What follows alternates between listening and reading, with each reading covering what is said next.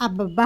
రోజు ఈ ఉప్మాలు, దోసలు, ఇడ్లీలు తినలేకపోతున్నాం. వెరైటీగా ఏమన్నా చేయొచ్చు కదా! ప్రతిరోజు ఇంట్లో వినిపించే మాటలివి. పొద్దున్నే ఉన్న స్కూల్ హడావిడిలో అవి చేయడమే ఎక్కువ. ఇంకా వెరైటీలంటే ఎక్కడ కుదురుతాయండి? సరేలే వెరైటీయే కదా!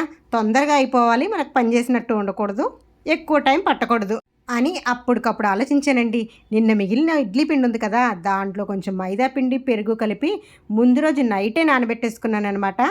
దానివల్ల పిండి చక్కగా నానింది. దాంట్లో కొంచెం జీలకర్ర, సాల్టు, ఉల్లిపాయలు, కొంచెం వంట సోడా. ఈ వంట సోడా ఆప్షనల్ మాత్రమే, మీకు ఇష్టమైతే వేసుకోండి, లేకపోతే లేదు. బాగా నానుంటుంది కాబట్టి చక్కగా పొంగుతాయి.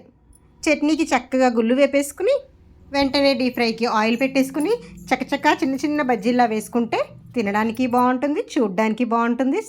రోజు ఇడ్లీ, దోశ అని అంటున్నారు కదా, వెరైటీ కావాలంటున్నారు కాబట్టి వాళ్ళకి బాగుంటుందన్నమాట. ఇవి హై ఫ్లేమ్లో కాకుండా మీడియం ఫ్లేమ్లో పెట్టుకుని చక్కగా వేయించుకోండి. మనం ఇడ్లీ పిండి వేసాం కాబట్టి కరకరలాడుతూ భలే ఉంటాయి. అనుకుంటాం కానీ ఒక్కొక్కసారి పొయ్యి దగ్గర నించుని గంటలు గంటలు దోశలు వేయడం కంటే, ఇడ్లీ వేసిన తర్వాత ఆ సామాన్లు తోమడం కంటే ఈజీగా అయిపోయే ఈ బజ్జీ పూరియే తొందరగా అయిపోతుందండి. పిల్లలకు కూడా వెరైటీగా ఉంటుంది. వీడియో నచ్చితే సబ్స్క్రైబ్.